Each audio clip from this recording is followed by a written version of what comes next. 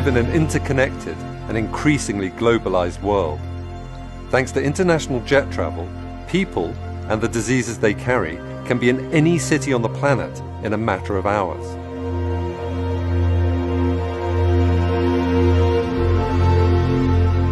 And once the virus touches down, sometimes all it takes is one sneeze to spread the infection throughout the community. When humans were hunter-gatherers roaming the wild savannas, we were never in one place long enough, and settlements were not large enough to sustain the transmission of infectious microbes. But with the advent of the agricultural revolution 10,000 years ago, and the arrival of permanent settlements in the Middle East, people began living side by side with animals, facilitating the spread of bacteria and viruses between cattle and humans. Epidemics and pandemics come in many shapes and forms. In 2010, for instance, a devastating earthquake struck Haiti, forcing thousands of people into temporary refugee camps. Within weeks, the camps had become breeding grounds for cholera, a bacteria spread by contaminated water, triggering a countrywide epidemic. But the most common cause of epidemics are viruses such as measles, influenza, and HIV. And when they go global, we call them pandemics. Pandemics have occurred throughout human history. Some have left scars on the tissue and bone of their victims, while evidence for others comes from preserved DNA.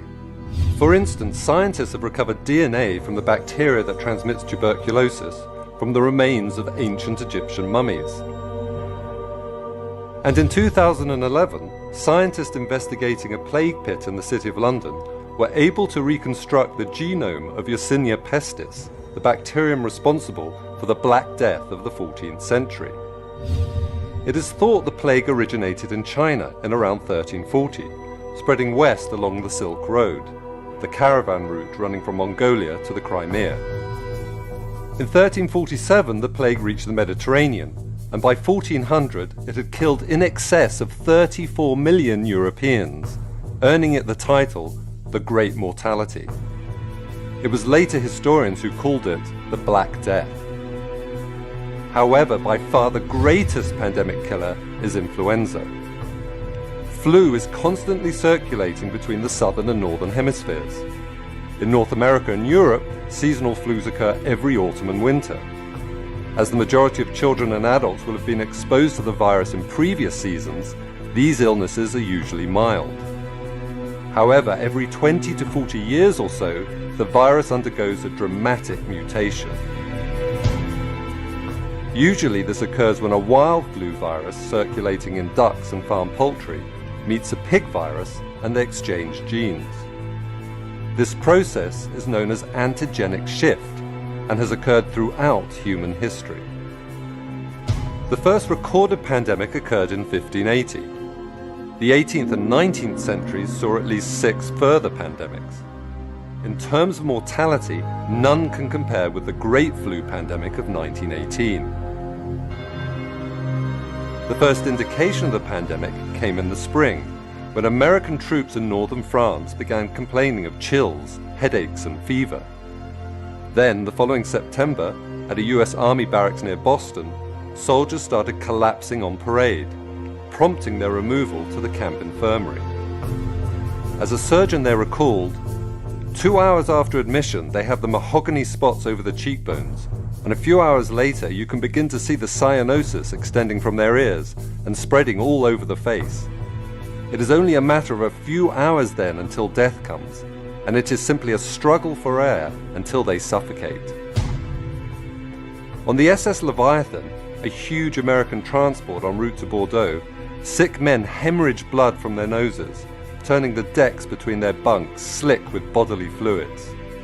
Meanwhile, British soldiers returning from northern France on furlough introduced the flu to Dover and other Channel ports, from where the virus was carried by rail to London. By the time the pandemic had run its course in April 1919, an estimated 675,000 Americans and 230,000 Britons were dead. In India alone, some 10 million were killed. And worldwide, the death toll was an astonishing 50 million. But that was then. Today, planes can transport viruses to any country on the globe in a fraction of the time it took in 1918. In February 2003, for instance, a Chinese doctor arrived at the Metropole Hotel in Hong Kong feeling unwell.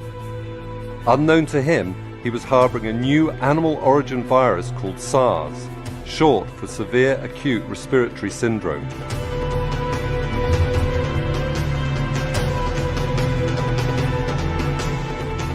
Within 24 hours of checking into room 913, 16 other guests had been infected, and over the following days, 5 boarded planes to overseas destinations, spreading the virus to Vietnam, Singapore, and Canada.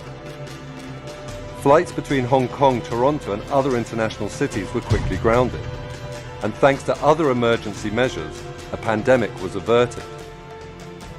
By the time the outbreak was over 4 months later, SARS had infected 29 countries worldwide, and more than 1,000 people were dead.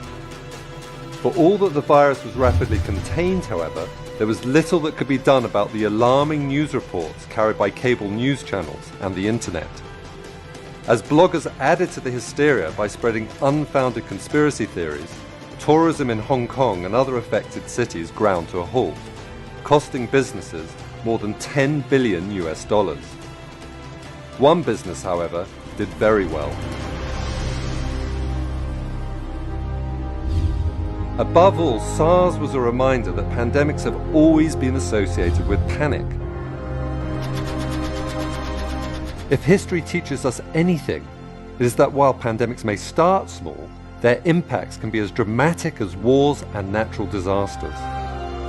The difference today is that science gives us the ability to detect pandemics right at the very beginning, and to take action to mitigate their impacts before they spread too widely.